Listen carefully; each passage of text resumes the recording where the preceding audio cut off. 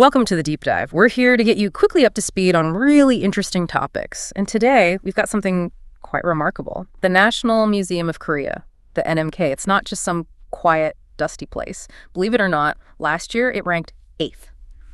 8th worldwide in visitor numbers. Yeah, it's huge.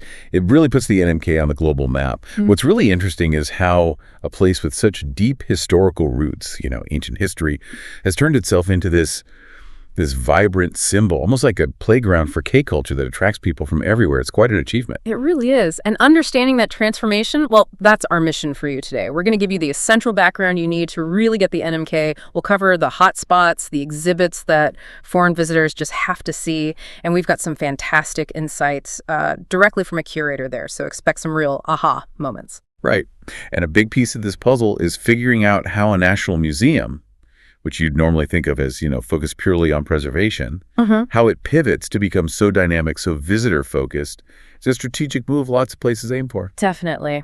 And the NMK's path to this global standing, it's quite a story. Let's start with something pretty surprising, actually. The museum you see in Yongsan today, it's actually its 7th or maybe even 8th home. 8th home, wow. Yeah, imagine moving this huge national collection 8 times over about 60 years. They even moved during the Korean War. During the war. That's incredible. It just shows the incredible dedication, right? The effort to preserve Korea's heritage against all odds. That nomadic history really says a lot. But the real turning point seems to be the move to Yongsan in 2005. That move let them finally settle down, really build up their collections, their research, and crucially, it helped them build this huge network with major museums around the world. That's what paved the way for these big international shows we see now. Okay, so how does that translate to being top tier globally?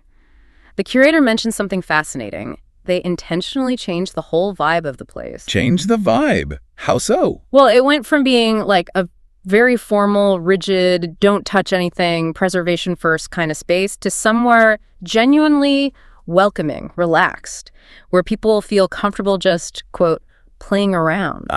So less like a temple, more like a comfortable public space. Exactly. It's not just about staring at artifacts behind glass anymore. It's about engaging, that change in attitude, plus those smart international partnerships. That seems to be a big part of their success. That human-centered approach, yeah. Making history feel more accessible, more comfortable. And maybe the best example of that philosophy in action is the famous Room of Quiet Contemplation, the Sayui Bang. Oh, this part is truly fascinating. The Sayui Bang opened in 2020. It wasn't just another gallery. It was created during the pandemic. The main idea was to offer a special kind of experience. To show how? Focused on healing and empathy, especially aimed at younger people feeling the strain of the pandemic. The museum specifically wanted to make the Pensive Bodhisattvas, the museum's new icon, to draw people just to this one space. That's an interesting goal, making an ancient artifact into a modern icon. So tell us about these bodhisattvas. The name Pensive Bodhisattva. It's not like a proper name, right? It's more descriptive. Exactly. It describes their pose, that half lotus position, one hand touching the cheek. It symbolizes deep thought, deep contemplation. It's meant to represent Siddhartha Gautama the Buddha meditating on human suffering before he reached enlightenment. Yeah.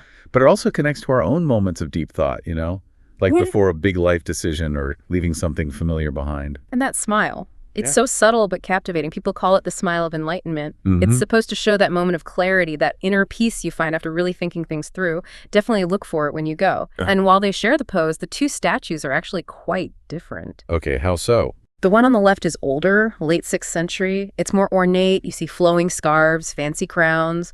The one on the right is early 7th century. It's much simpler, more minimalist.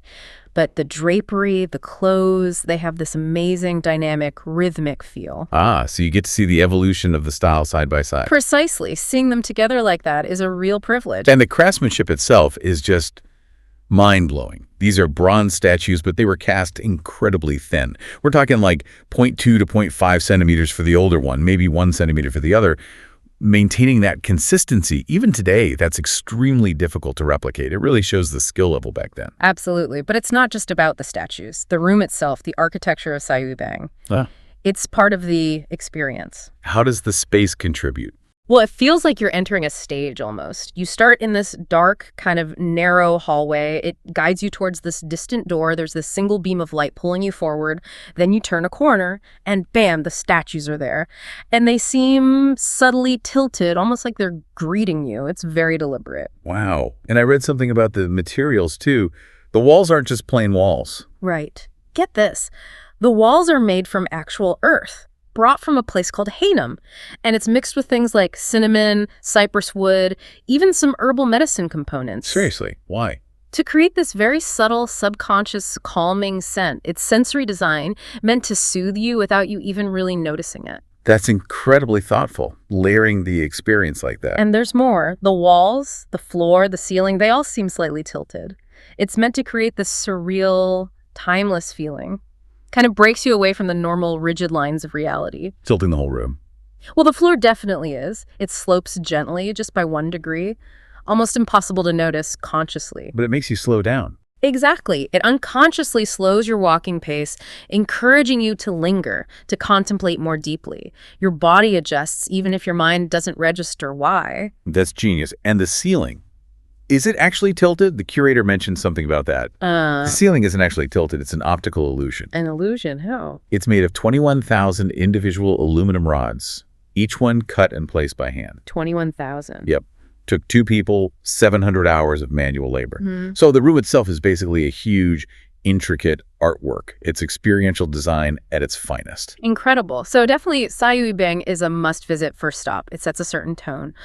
But the NMK has so much more. Let's talk about other key exhibits for international visitors. Okay. First, the royal protocols of Okijangak Uguay. These have a really powerful story. Oh, the ones returned from France. That's them. They were looted by the French back in 1866, and they only came back to Korea 145 years later in 2011. Such a long time. It's a major repatriation story.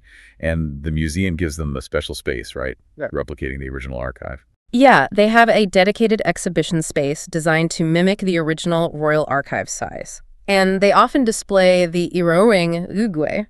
Those are the copies made specifically for the king to view. Ah, the really elaborate ones. Exactly. They're often open so you can see the incredibly detailed, colorful illustrations inside. It's a direct look at old royal ceremonies. Fascinating. Okay, what else? Another absolute essential is the moon jar, the Dal Hangari. Ah, the moon jar. I've seen pictures. They're beautiful. You find it on the 3rd floor in the white porcelain room. It's called a moon jar. For obvious reasons, that round, plump shape. It's not perfectly spherical, which is part of its charm, like a full moon. And there's something unique about how they're made, isn't there? Yes. This is fascinating. Each moon jar is actually made from 2 separate bowls, like 2 halves of a sphere. 2 halves joined together. Exactly. They're joined at the middle. It's a really delicate process. Wow. And they just have this calming presence, don't they? Very abundant, peaceful feeling. Totally. The curator told us a story, apparently, a catalog for a moon jar exhibition over in Denver, sold out on the very first day. Sold out. Just the catalog. Yep. Shows how much that aesthetic resonates, even internationally. It has this unexpected pull. It really does. Okay, so those are some permanent highlights. What about current exhibitions? Anything hot right now, say, as of late July 2025? Good question. First, there's the 3 Lands, 3 Arts Chosin Early Period Art Exhibition.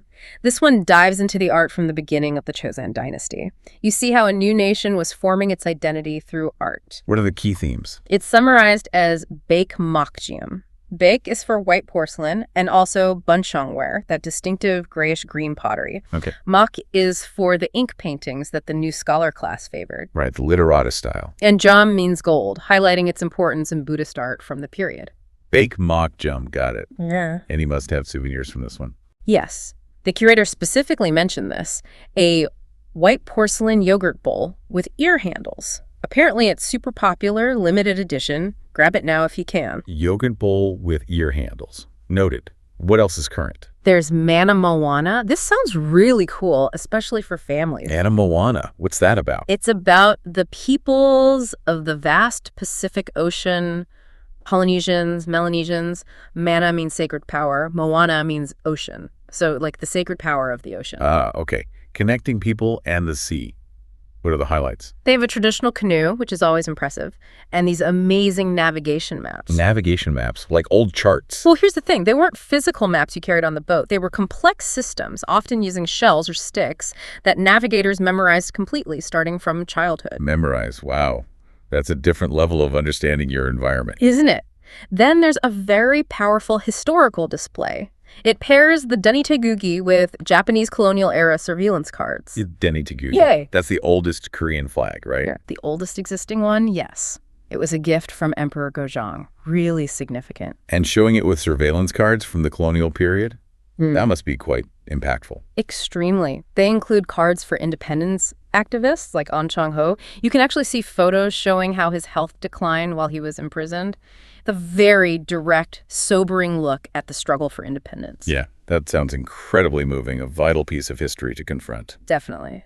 And speaking of important figures, there's an exhibition called Conquering the World on 2 Feet. Okay, who's that about? Sun Gi-jung, the marathon runner who won gold at the 1936 Berlin Olympics. Ah, the famous marathoner. What's the must-see item there? There's a newly revealed postcard. It's signed by Sun Gi-jung himself in Korean.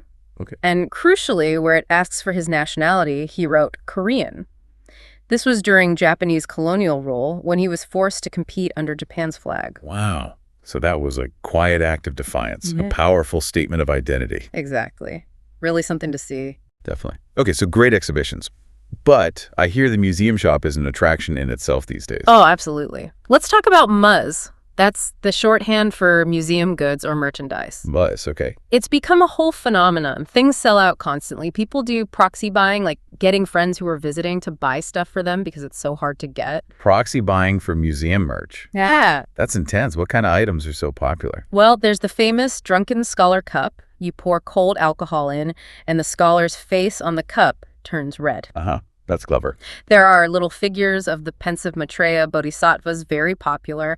Key rings designed like Goryo celadon vases or mother-of-pearl boxes. Let's see.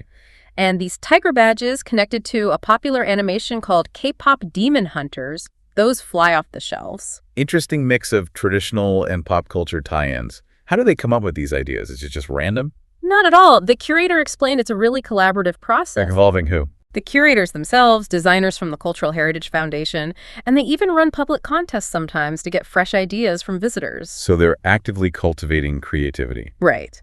The point was the NMK isn't just following retail trends anymore. They're setting them when it comes to museum goods. That's a smart strategy. Yeah. Any other hot tips on future must-buy items? Well, definitely that white porcelain yogurt bowl we mentioned earlier from the Hoseon exhibit.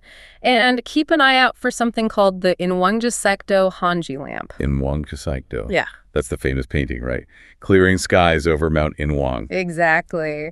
They've made a lamp inspired by it using traditional Korean paper, hanji.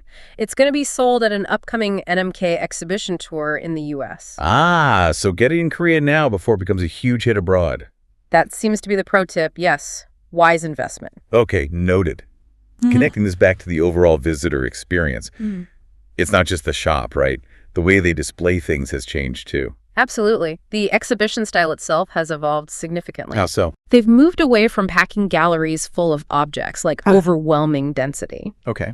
Now, the focus is more on allowing space for focused contemplation, really letting individual pieces stand out. They incorporate the Korean aesthetic principle of yeobijue, the beauty of empty space. Right, letting the objects breathe. Makes sense. And it's interesting, the curators shared insights on what different international visitors seem to prefer. Oh, yeah. Like what? Apparently, visitors from Southeast Asia are often really impressed by the museum's digital immersive videos. The high-tech stuff. Yeah, maybe because that's less common in museums in their home countries. It feels very modern and sophisticated to them. Interesting. And Western visitors? From Europe or the U.S.? They tend to show more interest in the traditional artifacts, fine art, archaeological pieces. Perhaps because they have long histories of museums focused on those kinds of objects themselves. That was the curator's thought, yeah. It shows how different cultural backgrounds connect with different aspects of the collection. That adaptability is key. And this global engagement, it's not new for the NMK, is it?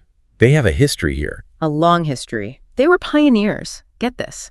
As early as 1957, just after the Korean War. 1957, what happened then? They arranged for Korean artifacts to be transported on U.S. Navy ships for exhibitions in America, right after the war. Wow, on Navy ships. That's incredible dedication to cultural diplomacy so soon after conflict. Then there was the huge Korean Art 5,000 Years exhibition that toured internationally in the late 70s and early 80s. Ah, yes. That was a landmark tour. Really put Korean art on the map globally. It really did. It spurred a lot of interest in Korean studies and art history worldwide. So how has that global impact grown since the move to Yongsan in 2005? It's expanded massively. NMK exhibitions have now traveled to 17 countries. 17. Yep. Across 29 different exhibitions shown in 33 venues, and it's having a ripple effect. How so? International museums are now starting to acquire Korean contemporary art using their own budgets, partly influenced by the visibility NMK has created. That's huge. It shows Korea's cultural influence, its soft power,